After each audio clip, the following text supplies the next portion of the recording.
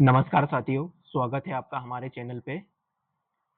जैसा कि हमने आपको पहले ही अवगत करवा दिया था कि इस चैनल के माध्यम से हम सर्वप्रथम लुसेंट बुक का अध्ययन करेंगे, ठीक है ना?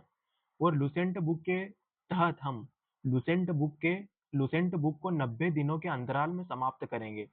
अर्थात हमने लुसेंट बुक को पढ़ने के लिए 90 डेज का चैलेंज लिया है, अर्थात लुसेंट बुक 90 डेज चैलेंज लिया है ना? और इन्हीं 90 दिनों में हम लुसेंट बुक को समाप्त करेंगे। और इन 90 दिनों के अंतर्गत हम लुसेंट के 5 महत्वपूर्ण विषयों का अध्ययन करेंगे, ठीक है? जिसके अंतर्गत हम सबसे पहले इतिहास का अध्ययन करेंगे, उसके बाद ज्योग्राफी, उसके बाद राज व्यवस्था, उसके बाद अर्थव्यवस्था तथा अंतिम रूप में हम विज्ञान का अध्ययन करेंगे। जितने भी सब्जेक्ट कवर करेंगे हम, उसके उनके सभी हस्तलिखित नोट्स उपलब्ध कराए जाएंगे, ठीक है ना? और यह हस्तलिखित नोट्स आपको हमारे टेलीग्राम पे उपलब्ध कराए जाएंगे, जिन्हें आप पीडीएफ के रूप में भी निकलवा सकते हैं, है ना? तो चलिए शुरू करते हैं। सबसे पहले भारत का इतिहास, है ना? भारत के इतिहास में सबसे पहले हम भारत का परिचय पढ़ते हैं कि भारत का भारत नाम कैसे पड़ा है ना? तो शुरू करते हैं हम। उत्तर में हिमालय से लेकर दक्षिण में समुद्र तट तक फैला यह उपमहाद्वीप भारतवर्ष के नाम से ज्ञात है ना?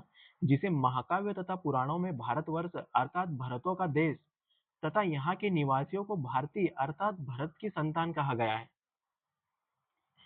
उत्तर में हिमालय से लेकर, ठीक है ना? उत्तर में कहाँ से? जहाँ से हिमालय प्रारंभ होता है। हिमालय के दक्षिण से भारत भारत प्रारंभ होता है ना? वहीं से, है ना? हिमालय के दक्षिण से जहाँ से भारत प्रारंभ होता है, हिमालय से लेकर दक्षिण में समुद्र तट तक, है ना? जहाँ समुद्र तट तक मतलब दक्षिण में जहाँ भारत का अंतिम बिंदु है, कहाँ? तमिलनाडु में, है ना? उत्तर में हिमालय से लेकर दक्षिण में समुद्र तट तक यह महाद्वीप भारतवर्ष के नाम से ज्ञात है, जिसे का महाकाव्य तथा पुराणों में भारतवर्ष अर्थात भरतों का देश, है ना? महाकाव्य और पुराणों में क्या कहा गया है? भारतवर्ष तथा भरतों का देश कहा गया है ना? तथा यहाँ के निवासियों को भारतीय अर्थात भरत की संतान कहा गया है। भरत एक प्राचीन कबीले का नाम था, है ना? भरत क्या था? भरत एक प्राचीन कबीले का नाम था, जो कि आर्य से संबंधित है। जब भारत में आर्य लोग आए, उसी समय आर्य लोग क्या है? कबीलों के रूप में आए। तो उन्हीं कबीलों में एक भरत कबीला भी था, है ना? तो भरत क्या था? भरत एक प्राचीन कबीले का नाम था, है ना? प्राचीन भारतीय अपने देश को जम्मू द्वीप अर्थात जम्मू वृक्षों का द्वीप कहते थे, है ना? प्राचीन भारतीय अपने देश को क्या कहते थे? जम्मू द्वीप तथा जम्मू वृक्षों का द्वीप कहते थे। प्राचीन ईरानी इसे सिंधु नदी के नाम से जोड़ते थे, ठीक है ना? प्राचीन ईरानी जो मध्य एशिया से संबंधित है ना? ईरानी कहाँ से संबंधित है? मध्य एशिया से। प्राचीन ईरानी इसे सिंधु नदी के नाम से जोड़ते थे, जिसे वे सिंधु न कहकर हिंदू कहते थे। अच्छा, आप समझिए कि प्राचीन ईरानी, है ना? प्राचीन ईरानी क्या है? भारत को सिंधु नदी के नाम से जोड़ते थे, जिसे वे सिंधु न कहकर हिंदू कहते थे, है ना? प्राचीन ईरानी क्या कहते थे? प्राचीन ईरानी भारत को सिंधु नदी के नाम से जोड़ते थे और वे सिंधु नदी को सिंधु न कहकर हिंदू कहते थे, है ना? और यही नाम फिर पूरे पश्चिम में फैल गया और पूरे देश को इसी एक नदी के नाम से जाने जाना लगा, है ना? यूनानी इसे इंदे कहते थे। किसे? भारत देश को यूनानी इसे इंदे कहते थे। अरब इसे हिंद कहते थे, है ना? मध्यकाल में इस देश को हिंदुस्तान कहा जाने लगा। हिंदुस्तान शब्द फारसी शब्द हिंदू से बना है ना? मध्यकाल में क्या? मध्यकाल में भारतवर्ष को हिंदुस्तान कहा जाने लगा। यह हिंदुस्तान शब्द फारसी शब्द हिंदू से बना है। और हिंदू शब्द किससे बना है?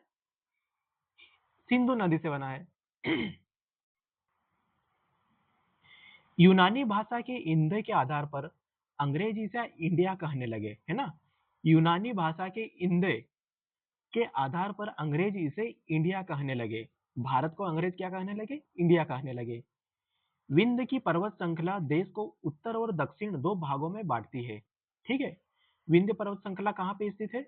विंध्य पर्वत श्रृंखला मध्य प्रदेश में स्थित है, जो कि इस देश को उत्तर और दक्षिण दो भागों में बांटती है, ठीक है? विंध्य पर्वत श्रृंखला मध्य प्रदेश में स्थित है।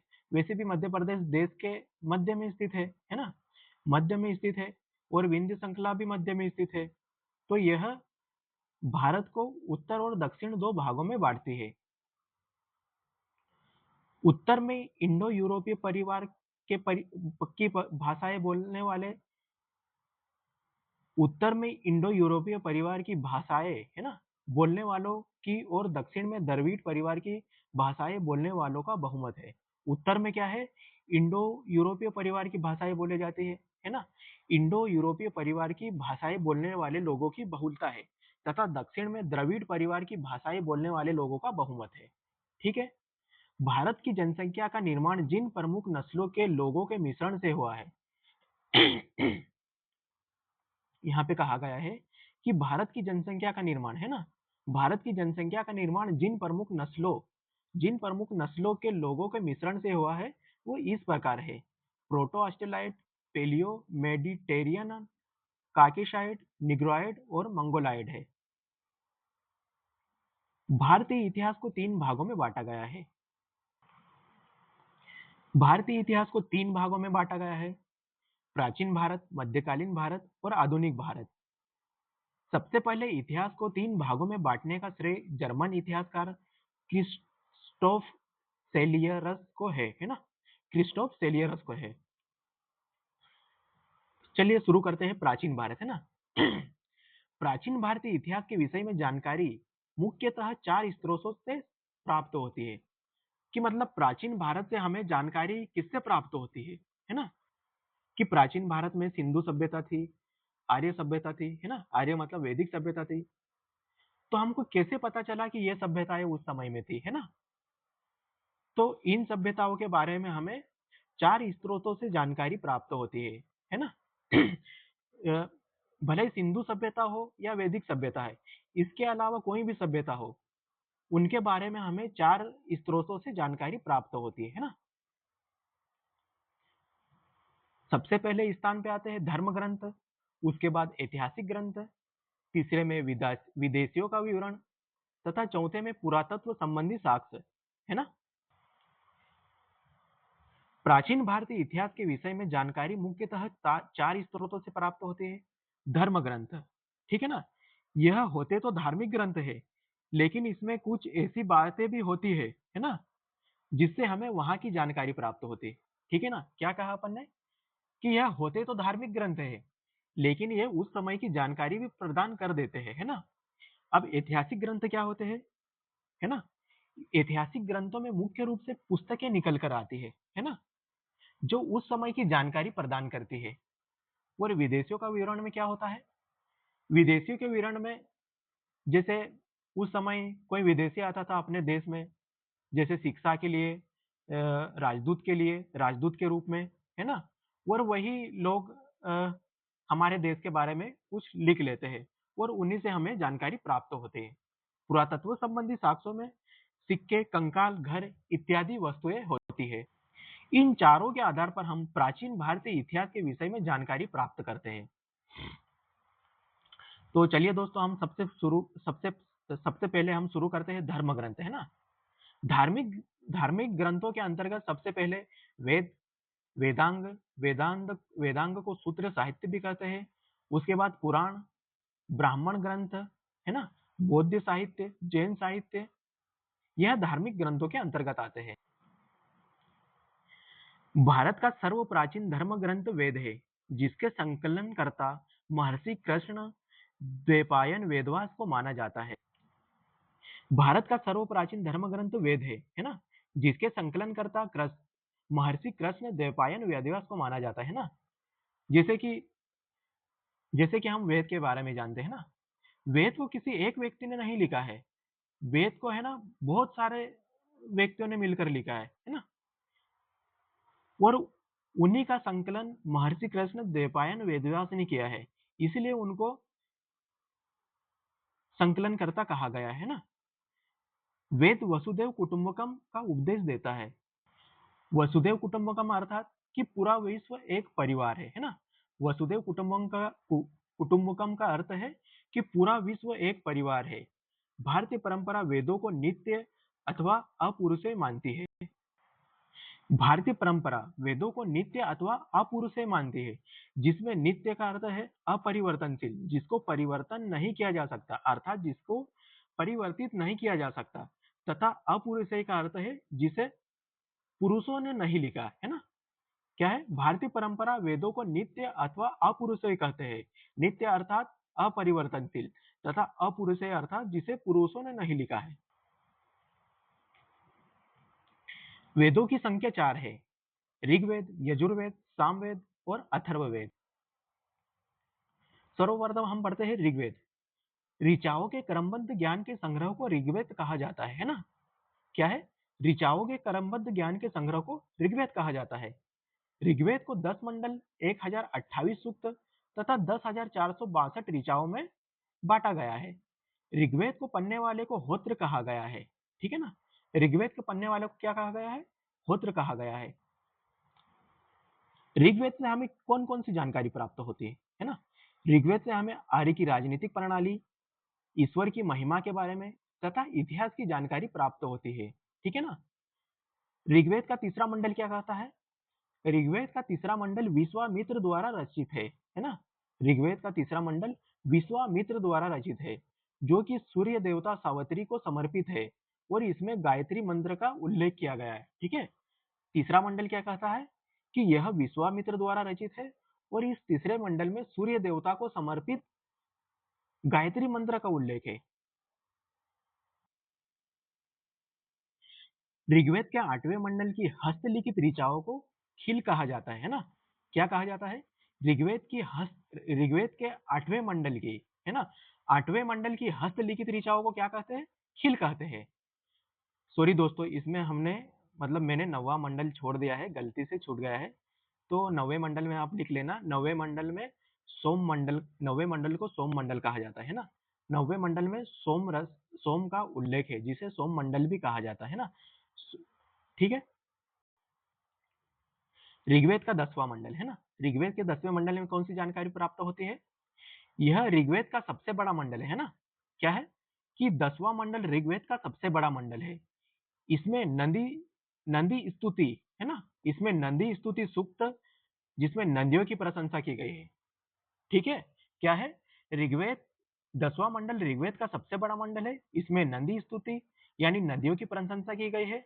इसमें पुरुष सूक्त, नासदीय सूक्त, सूर्य सूक्त, इन सभी का उल्लेख किया गया है ना। चातुर्वर्णीय समाज की कल्पना आदि स्त्रोत, है ना। चातुर्वर्णीय समाज की कल्पना का आदि स्त्रोत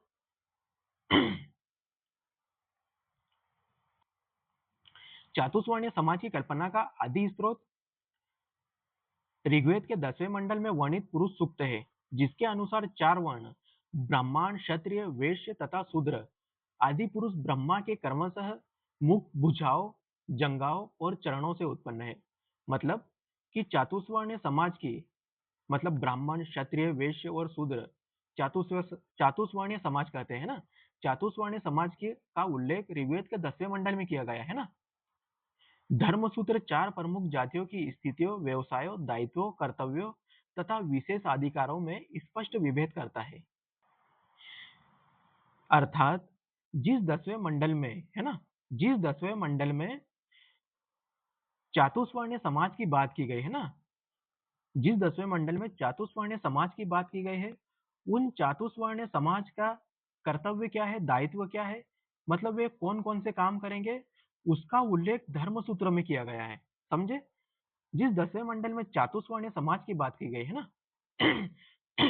जिसमें ब्राह्मण, क्षत्रिय, वैश्य तथा शूद्र है, वे क्या कार्य करेंगे उसका उल्लेख धर्म सूत्र में किया गया है। अधन्य, है ना, शब्द का संबंध गाय से है। अधन्य शब्द का अर्थ है जिसका वध नहीं किया जा सकता है। अधन्य शब्द का संबंध गाय से है, अर्थात गाय उस समय न, मतलब जिसका वध नहीं किया जा सकता, अर्थात वो जिसका गाय का वध ही नहीं किया जा सकता था, है ना। इतनी मतलब पवित्र थी गाय वहां उस समय। ऋग्वेद में ब्रह्मा का उल्लेख तो है किंतु आत्मा का उल्लेख नहीं। ये सब चीजें याद रखना, क्योंकि ये प्रीलिम्स में पूछ सकते हैं, एक दिवसीय एग्जाम में आ सकते हैं, है ना। ऋग्वेद में ब्रह्मा का उल्लेख तो है किंतु आत्मा का नहीं। वामनावतार के 3 पगों के आख्यान का प्राचीनतम स्रोत ऋग्वेद है। समझे? वामनावतार के 3 पगों के आख्यान का प्राचीनतम स्रोत ऋग्वेद है ना? ऋग्वेद में इंद्र के लिए 250 तथा अग्नि के लिए 200 ऋचाओं की रचना की गई है। ऋग्वेद में इंद्र के लिए 250 तथा अग्नि के लिए 200 ऋचाओं की रचना की गई। अर्थात इस समय इंद्र, है ना, इंद्र सबसे महत्वपूर्ण देवता थे, क्योंकि उनके लिए सर्वाधिक 250 ऋचाओं की रचना की गई थी, है ना। ऋग्वेद के बाद आप पढ़ते हैं यजुर्वेद। इसमें सस्वर पाठ के लिए मंत्रों तथा बलि के समय अनुपालन के लिए नियमों का संकलन, है ना, यजुर्वेद कहलाता है। अर्थात यजुर्वेद में कर्म कांडों के नियमों का उल्लेख किया गया है। जो कर्म कांड उस समय किए जाते थे, उनके नियमों का उल्लेख यजुर्वेद में किया गया है ना। इसके पाठकर्ता को अध्वर्यु कहते हैं। यजुर्वेद के पाठकर्ता को क्या कहते हैं? अध्वर्यु कहते हैं। और यजुर्वेद का क्या अर्थ है कि उस समय जिन मंत्रों का उल्लेख किया जाता था, है ना, जिन उस समय जो कर्मकांड किए जाते थे, उनके लिए बलि तथा बलि तथा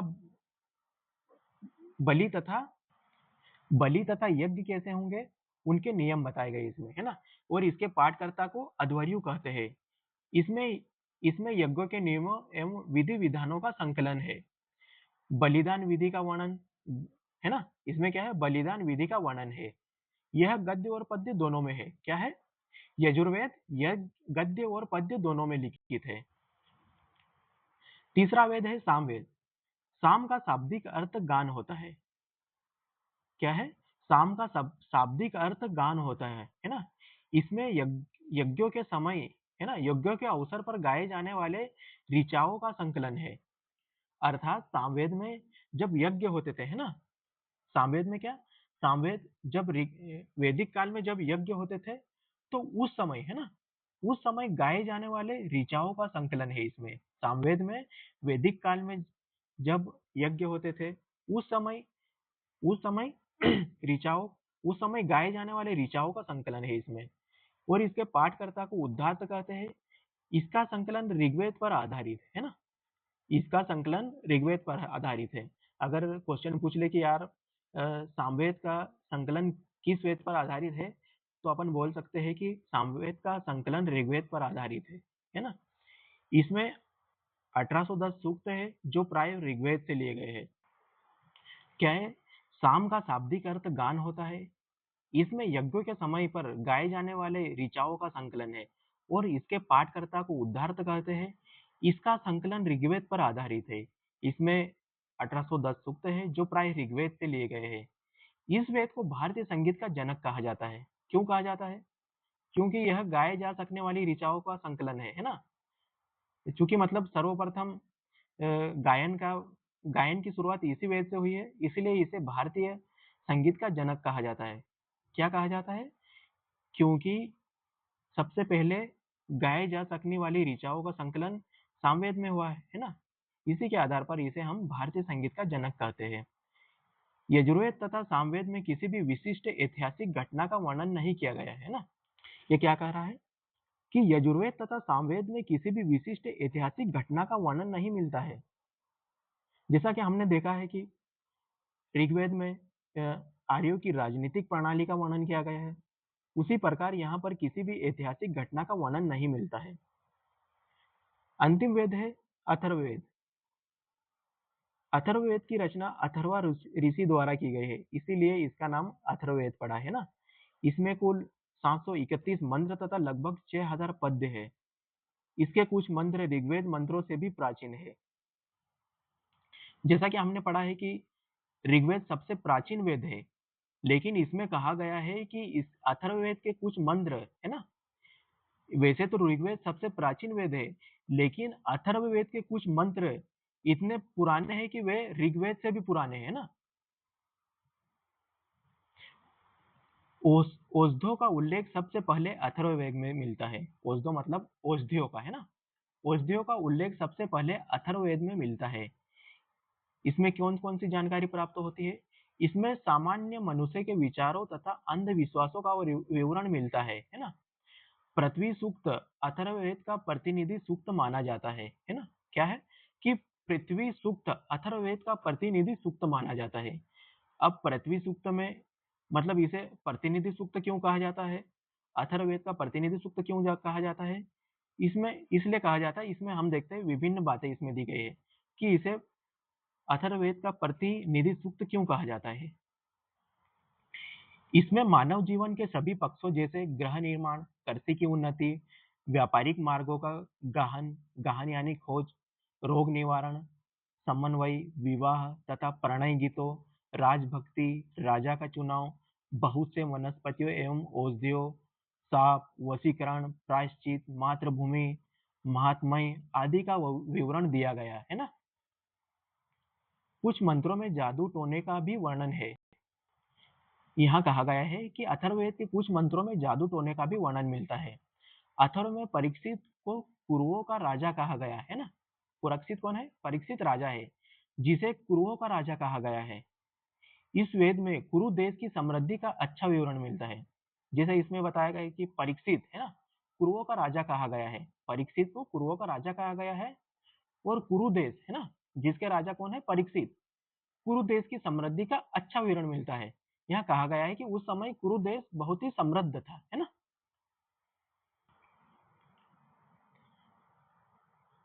अब जैसे वेदों की शाखाओं के बारे में दिए गए है ना, यहाँ पर वेदों की शाखाओं के बारे में दिए गए।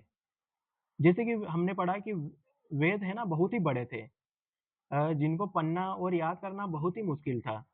तो इसलिए उन्होंने वेदों को क्या है शाखाओं में बांट दिया, जिससे कि उन्हें पढ़ने में और याद करने में आसानी हुई। तो इसी प्रकार वेदों की भी कई शाखाएं हैं, है ना, जो वैदिक अध्ययन और व्याख्या से जुड़े विभिन्न दृष्टिकोणों का प्रतिनिधित्व करती है। जैसे कि हमने पढ़ा कि वेद बहुत ही बड़े थे, है ना, तो उनको उनको याद करने और पढ़ने में बहुत ही दिक्कत होती थी। तो उनको कई भाग शाखाओं में बांट दिया, है ना। तो शाखाएं देखते हैं कि ऋग्वेद की कौन सी शाखा है। तो ऋग्वेद की शाखा है शाकल, है ना।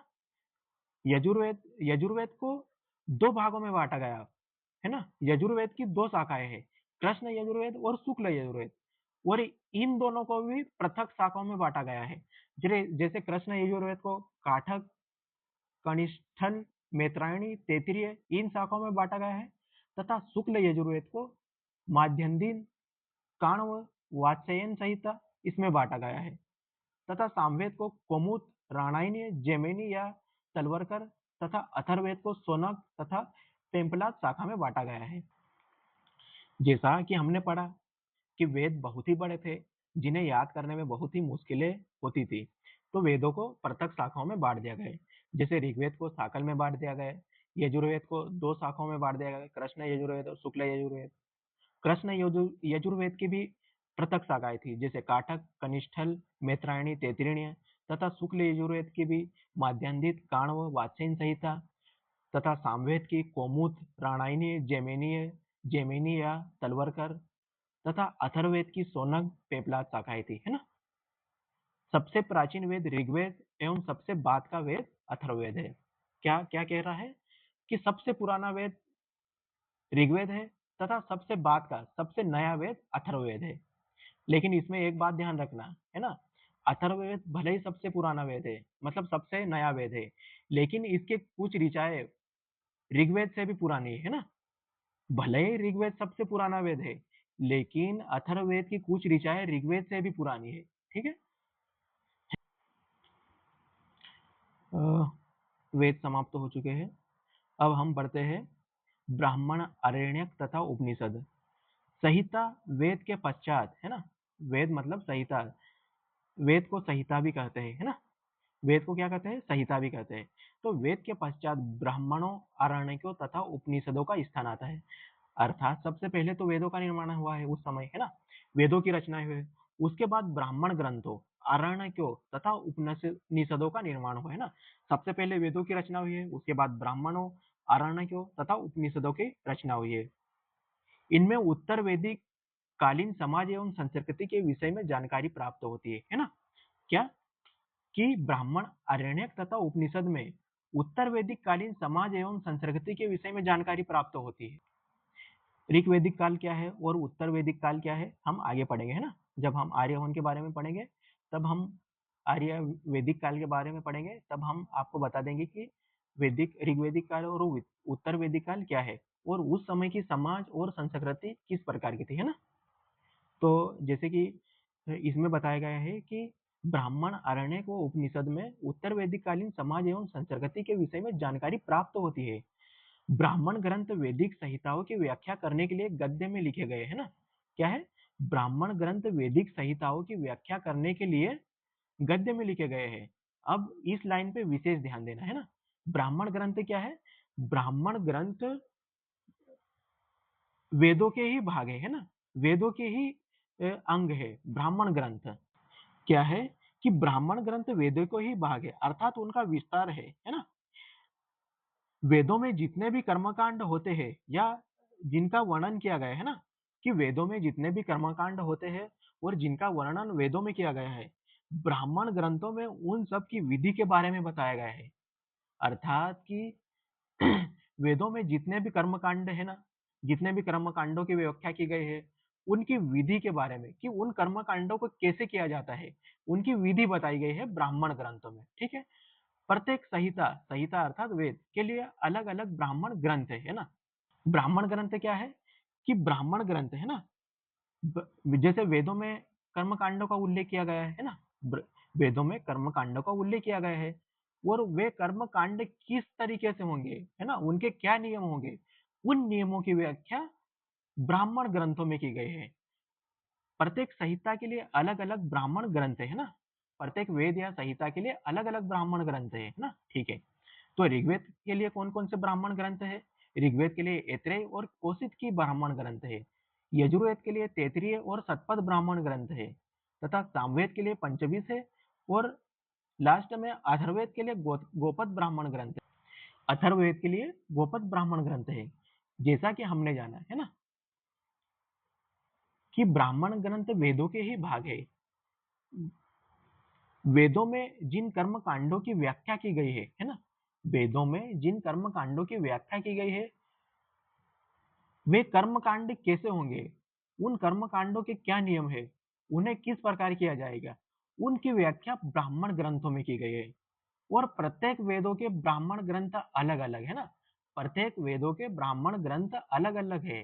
जैसे कि ऋग्वेद में ऐत्रेय और कौशिक की है, यजुर्वेद में तैत्तिरीय और शतपथ है, सामवेद में पंचवीस है, और अथर्ववेद में गोपद ब्राह्मण है। ब्राह्मण ग्रंथ में हमें परीक्षित के बाद और बिंबिसार के पूर्व की घटनाओं का ज्ञान प्राप्त होता है। ब्राह्मण ग्रंथ से हमें क्या क्या जानकारी प्राप्त होती है? एक तो ये होती है कि वेदों में जो कर्मकांड दिए गए हैं, है ना, वेदों में जो कर्मकांड दिए गए हैं उनके नियम क्या है, ये जानकारी ब्राह्मण ग्रंथों से प्राप्त होती है। उसके अलावा ब्राह्मण ग्रंथों में हमें परीक्षित के बाद, परीक्षित कौन है, अभी हमने पढ़ा था कि कुरुओं के राजा परीक्षित है ना, परीक्षित के बाद और बिंबिसार के पूर्व की घटनाओं का ज्ञान प्राप्त होता है। परीक्षित के बाद और बिंबिसार, जो कि बिंबिसार कौन है, बिंबिसार मौर्य वंश का शासक है ना। परीक्षित के बाद और बिंबिसार के पूर्व की घटनाओं का ज्ञान प्राप्त होता है। ऐत्रेय में, ऐत्रेय है ना, ऐत्रेय क्या है, ऐत्रेय ऋग्वेद का ब्राह्मण ग्रंथ है। ऐत्रेय में राज्याभिषेक के नियम एवं कुछ प्राचीन राजाओं के नाम दिए गए। क्या पढ़ा हमने? ऐत्रेय में राज्याभिषेक के नियम कुछ प्राचीन राजाओं के नाम दिए गए है ना। शतपथ ब्राह्मण में गांधार, शल्य, केकई, कुरु, पांचाल, कौशल, विदेही आदि राजाओं का उल्लेख मिलता है। क्या? शतपथ ब्राह्मण में है ना, इनका नाम याद रखना। शतपथ ब्राह्मण में क्या क्या क्या उल्लेख है? शतपथ ब्राह्मण में गंधार, शल्य, केकई, कुरु, पांचाल, कौशल, विदेह आदि राजाओं का उल्लेख मिलता है। वैदिक साहित्य में ऋग्वेद के बाद शतपथ ब्राह्मण का स्थान है ना। वैदिक साहित्य में, है ना, क्या बोल रहा है, वैदिक साहित्य में ऋग्वेद के बाद, वैदिक साहित्य के अंतर्गत क्या क्या चीजें आती है? अच्छा, ये क्या बोल रहा है, वैदिक साहित्य में ऋग्वेद के बाद शतपथ ब्राह्मण का स्थान आता है ना। स्थान मतलब कि वैदिक साहित्य में ऋग्वेद के बाद शतपथ ब्राह्मण को लिखा गया है ना। शतपथ ब्राह्मण को लिखा गया, उसके बाद यजुर्वेद, सामवेद और अथर्ववेद को लिखा गया है ना। ये लाइन क्या कह रही है कि वैदिक साहित्य में ऋग्वेद के बाद शतपथ ब्राह्मण का स्थान है, अर्थात ऋग्वेद के बाद शतपथ ब्राह्मण को लिखा गया है, उसके बाद में यजुर्वेद, सामवेद और अथर्ववेद को लिखा गया है ना। वैदिक साहित्य में आप कंफ्यूज होंगे जरा, तो वैदिक साहित्य के अंतर्गत कौन कौन सी चीजें आती है? वैदिक साहित्य के अंतर्गत आते हैं वेद, वेदांग, पुराण, ब्राह्मण ग्रंथ, है ना, अरण्यक, उपनिषद, ये सब वैदिक साहित्य में आते हैं, है ना। और वैदिक साहित्य में ऋग्वेद के बाद शतपथ ब्राह्मण का स्थान है। वैदिक साहित्य में ऋग्वेद के बाद शतपथ ब्राह्मण का स्थान है, यानी ऋग्वेद सबसे पहले लिखा गया है, उसके बाद शतपथ ब्राह्मण को लिखा गया है, और शतपथ ब्राह्मण के बाद में यजुर्वेद, सामवेद और अथर्ववेद का स्थान आता है ना। आरण्यक में यज्ञ से जुड़े कर्मकांडों की दार्शनिक और प्रतीकात्मक अभिव्यक्ति है। इसे याद रखना, ये वाली लाइन को, कि आरण्यक में किसका उल्लेख है? आरण्यक में यज्ञ से जुड़े कर्मकांडों, है ना। क्या है कि यज्ञ के समय कौन कौन से कर्मकांड होते थे, है ना। आरण्यक में क्या दिया गया है कि जब उस समय वैदिक काल में जब यज्ञ होते थे तो उस समय कौन कौन से कर्मकांड होते थे, उनकी व्याख्या आरण्यक में की गई है ना। अब हम आते हैं उपनिषदों पर, है ना। उपनिषद पर, उपनिषदों की संख्या 108 है, जिसमें 13 को मूलभूत उपनिषदों की श्रेणी में रखा गया है ना। उपनिषदों की संख्या कितनी है? 108 है। उपनिषद कितने हैं? 108। ये संख्या याद रखना, क्योंकि इसे मतलब विभिन्न एग्जामों में पूछा गया है। तो याद रखना कि उपनिषदों की संख्या 108 है, जिसमें 13 को मूलभूत उपनिषदों की श्रेणी में रखा गया है। क्या पढ़ा हमने? उपनिषदों की संख्या 108 है, जिनमें 13 को मूलभूत उपनिषदों की श्रेणी में रखा गया है। उपनिषदों में क्या जानकारी प्राप्त होती है? इनमें यज्ञ से जुड़े दार्शनिक विचार, है ना। उपनिषदों में किसका उल्लेख किया गया है? इसमें यज्ञ से जुड़े दार्शनिक विचार, शरीर, ब्रह्मांड, आत्मा तथा ब्रह्मा की व्याख्या की गई है। उपनिषद में किसकी जानकारी मिलती है हमें, अर्थात इसमें किसकी व्याख्या की गई है? उपनिषद में यज्ञ से जुड़े दार्शनिक विचार, शरीर, ब्रह्मांड, आत्मा तथा ब्रह्मा की व्याख्या की गई है ना। उपनिषद में शरीर से संबंधित जानकारी, ब्रह्मांड से संबंधित जानकारी, आत्मा से संबंधित जानकारी तथा ब्रह्मा से संबंधित जानकारी की व्याख्या की गई है। मैत्रेयणी संहिता, है ना। मैत्रेयणी संहिता क्या है? मैत्रेयणी संहिता भी वैदिक साहित्य का ही भाग है ना। इसको भी वैदिक साहित्य के अंतर्गत ही रखा जाता है।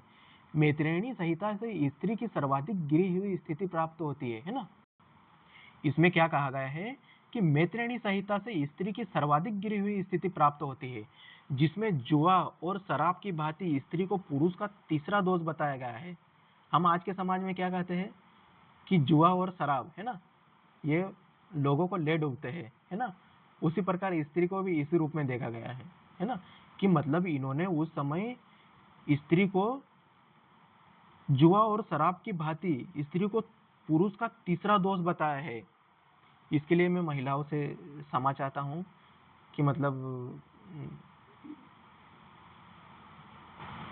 उस समय महिलाओं की कितनी मतलब स्थिति खराब थी, कि उस समय महिलाओं को कितना झेलना पड़ा। आगे चलते हैं। शतपथ ब्राह्मण, है ना। शतपथ ब्राह्मण में स्त्री को पुरुष की अर्धांगिनी कहा गया है ना। इसमें कितनी अच्छी बात कही गई है कि शतपथ ब्राह्मण में स्त्री को पुरुष की अर्धांगिनी कहा गया है। जाबालोपनिषद में चारों आश्रमों का उल्लेख मिलता है। ये प्रश्न 2026 एमपीपीएससी में ये आया था, है ना, ये प्रश्न जाबालो उपनिषद का। इसमें 4 आश्रमों का उल्लेख किया गया है। इसमें अंडरलाइन कर लेना, जाबालो उपनिषद में 4 आश्रमों का उल्लेख किया गया है। स्मृति ग्रंथों में सबसे प्राचीन एवं प्रमाणिक मनुस्मृति मानी जाती है ना। इसमें क्या कहा गया है कि स्मृति ग्रंथों में सबसे प्राचीन, है नहीं, स्मृति ग्रंथों में सबसे प्राचीन एवं प्रामाणिक मनुस्मृति मानी जाती है। अर्थात स्मृति ग्रंथों में सबसे प्राचीन एवं सबसे प्रामाणिक है। यह शुंग काल का मानक ग्रंथ है, अर्थात यह शुंग काल में लिखा गया था। मनुस्मृति कब लिखी गई थी? शुंग काल में लिखी गई थी, है ना। इसमें दिया गया है कि स्मृति ग्रंथों में सबसे प्राचीन एवं प्रमाणिक मनुस्मृति मानी जाती है और यह शुंग काल का मानक ग्रंथ है। नारद स्मृति से गुप्त युग की जानकारी प्राप्त होती है, मतलब नारद स्मृति से हमें गुप्त काल की जानकारी प्राप्त होती है। वेदांग एवं सूत्र, है ना। वेदांग एवं सूत्र, वेदों को भली भांति समझने के लिए 6 वेदों की रचना हुई है। अर्थात वेदों को भली भांति, है ना, अच्छे से समझने के लिए 6 वेदों की रचना हुई है। वेदों की रचना क्यों हुई है? ताकि वेदों को भली भांति समझ सके। मतलब इतनी भी क्या मतलब कठिनाई थी वेदों को पढ़ने में। तो उस समय क्या था कि वेदों को लिखने में संस्कृत की कठिन भाषा का प्रयोग किया जाता है ना। उस समय वेदों को लिखने के लिए संस्कृत की कठिन भाषा का प्रयोग किया जाता था, जिसे आम जनमानस पढ़ने में असमर्थ था, जिसे उस समय के विद्वान और पंडित ही पढ़ सकते थे, जो कि उस समय के सबसे कठिन भाषा मानी जाती थी। तो उनको समझने के लिए, है ना, वेदों को भली भांति समझने के लिए वेदांगों की रचना हुई है। वेदांगों की संख्या कितनी है? 6। ये याद रखना, वेदांगों की संख्या 6 है। इनमें है शिक्षा, कल्प, निरुक्त, व्याकरण, छंद और ज्योतिष। क्या है? वेदों को भली भांति समझने के लिए 6 वेदांगों की रचना हुई है, जिसमें पहला वेदांग है शिक्षा, कल्प, निरुक्त, व्याकरण, छंद और ज्योतिष। शिक्षा में किसका उल्लेख किया गया है? जो शब्द वेदों में लिखे हैं उनका उच्चारण किस प्रकार होगा, है ना। जैसे कि हमने अभी बात करी है कि वेद मतलब पढ़ने में बहुत ही कठिन थे, उसमें बहुत ही कठिन कलिष्ठ संस्कृत भाषा का प्रयोग किया गया था, जिसे आम जनमानस समझ ही नहीं पाता था। तो उन सभी को समझाने के लिए, है ना, 6 वेदांगों की रचना हुई है, जिसमें शिक्षा, है ना, शिक्षा एक वेदांग है। उसमें किसका वर्णन किया गया है कि जो शब्द वेदों में लिखे गए हैं, है ना, शिक्षा, जो शब्द वेदों में लिखे गए हैं उनका उच्चारण किस प्रकार से होगा। जो शब्द वेदों में लिखे गए हैं उनका उच्चारण हम किस प्रकार से करेंगे, है ना। इसके लिए शिक्षा नामक वेदांग की रचना की गई है, ठीक है। और कल्प, शिक्षा के बाद कल्प एक वेदांग है। कल्प में कर्मकांडी विधि की व्याख्या की गई है ना, कि किस प्रकार से कर्मकांड होंगे, है ना। तीसरा निरुक्त है। निरुक्त में शब्दों की उत्पत्ति का शास्त्र है, कि अर्थात जो वेदों में शब्द लिखे गए हैं, जैसे गंगा, है ना, जैसे गंगा, आर्य, गाय, इन शब्दों की उत्पत्ति किस प्रकार हुई है, उसके लिए निरुक्त नामक वेदांग की रचना की गई है, ठीक है। व्याकरण में व्याकरण के नियम बताए गए हैं। पांचवा छंद और छठा ज्योतिष है ना। वैदिक साहित्य को अक्षुण्ण बनाए रखने के लिए सूत्र साहित्य का प्रणयन किया गया है। स्रोत, ग्रह तथा धर्म सूत्रों के अध्ययन से हमें यज्ञ विधि विधानों, कर्मकांडों तथा राजनीतिक विधि एवं व्यवहार से संबंधित महत्वपूर्ण बातें ज्ञान करते हैं। प्रमुख सूत्रकारों में गौतम, बोधायन, आपस्तम्ब, वशिष्ठ आदि के नाम विशेष रूप से उल्लेखनीय है। सूत्रों में गौतम धर्मसूत्र सबसे प्राचीन माना गया है। सूत्रों में क्या है? गौतम धर्मसूत्र। इसे याद रखना, एग्जाम में आ सकता है। सूत्रों में गौतम धर्मसूत्र सबसे प्राचीन माना गया है। आइए दोस्तों, हम आगे चलते हैं, आगे पुराण का अध्ययन करते हैं ना। भारतीय ऐतिहासिक कथाओं का सबसे अच्छा क्रमबद्ध विवरण पुराणों से मिलता है। अंडरलाइन कर लेना इसमें, क्योंकि ये बहुत ही महत्वपूर्ण लाइन है। भारतीय ऐतिहासिक कथाओं का सबसे अच्छा क्रमबद्ध विवरण पुराणों से मिलता है। इसके रचयिता लोमहर्ष अथवा उनके पुत्र उग्रश्रवा को मानते हैं ना। क्या है? पुराण, है ना। पुराण भारतीय ऐतिहासिक कथाओं का सबसे अच्छा क्रमबद्ध विवरण पुराणों में मिलता है। भारतीय ऐतिहासिक कथाओं का सबसे अच्छा क्रमबद्ध विवरण पुराणों से मिलता है। और इनके रचयिता कौन है? लोमहर्ष अथवा उनके पुत्र उग्रश्रवा है। पुराणों की संख्या 18 है ना। पुराणों की संख्या कितनी है? 18। पुराणों में से केवल 5 पुराण मत्स्य, वायु, विष्णु, ब्राह्मण एवं भगवत में ही राजाओं की वंशावली पाई जाती है। अर्थात इसमें पुराणों की संख्या तो 18 है, लेकिन 5 ही ऐसे पुराण है जिनमें राजाओं की वंशावली के बारे में बताया गया है। इसमें क्या कहा गया है कि पुराणों की संख्या तो 18 है, लेकिन केवल 5 पुराणों में ही राजाओं की वंशावली के बारे में बताया गया है, जिनमें मत्स्य, वायु, विष्णु, ब्राह्मण एवं भागवत पुराण है ना। अब हम देख लेते पुराण व संबंधित वंश कि कौन से पुराण से कौन सा वंश संबंधित है ना। विष्णु पुराण मौर्य वंश से संबंधित है ना, मतलब मौर्य वंश की जानकारी मिलती है। मत्स्य पुराण आंध्र सातवाहन से संबंधित है। वायु पुराण गुप्त वंश से संबंधित है। पुराणों में मत्स्य पुराण सबसे प्राचीन एवं प्रामाणिक है, ठीक है। पुराणों में क्या है, पुराणों में मत्स्य पुराण सबसे प्राचीन एवं प्रामाणिक है। यह क्वेश्चन भी बन सकता है कि सबसे सबसे प्रामाणिक एवं प्राचीन पुराण कौन सा है, तो यह है मत्स्य पुराण, जो कि आंध्र सातवाहन से संबंधित है। अधिकतर पुराण सरल संस्कृत श्लोक में लिखे गए हैं, है ना। अधिकतर पुराण कौन सी भाषा में लिखे गए हैं, संस्कृत श्लोक में लिखे गए। स्त्रियां तथा शूद्र जिन्हें वेद पढ़ने की अनुमति नहीं थी, वे भी पुराण को सुन सकते थे। क्या, स्त्रियां तथा शूद्र, है ना, स्त्रियां तथा शूद्र जिन्हें वेद पढ़ने की अनुमति नहीं थी, उस समय स्त्रियों और शूद्रों को वेद पढ़ने की अनुमति नहीं थी, वे भी पुराण सुन सकते थे, लेकिन वे पढ़ नहीं सकते थे। ठीक है, इसमें क्या कहा गया है कि स्त्रियां तथा शूद्र जिन्हें वेद पढ़ने की अनुमति नहीं थी, वे भी पुराण सुन सकते थे, लेकिन पढ़ नहीं सकते थे। पुराणों का पाठ पुजारी मंदिरों में क्या करते थे, पुराणों का पाठ कौन करते थे, पुजारी करते थे, और कहाँ करते थे, मंदिरों में करते थे। सामाजिक एवं सांस्कृतिक दृष्टि से अग्नि पुराण का काफी महत्व है, जिसमें राजतंत्र के साथ साथ कृषि संबंधी विवरण भी दिया गया है ना। ये क्वेश्चन भी पूछ सकते हैं कि अग्नि पुराण में किसका किसका विवरण मिलता है, इसमें राजतंत्र के साथ साथ कृषि संबंधी विवरण भी दिया गया है। ठीक है दोस्तों, आज हम यहीं तक पढ़ते हैं। कल से हम बौद्ध और जैन एवं अन्य साहित्यों का अध्ययन करेंगे। आज के लिए सभी विद्यार्थियों को धन्यवाद।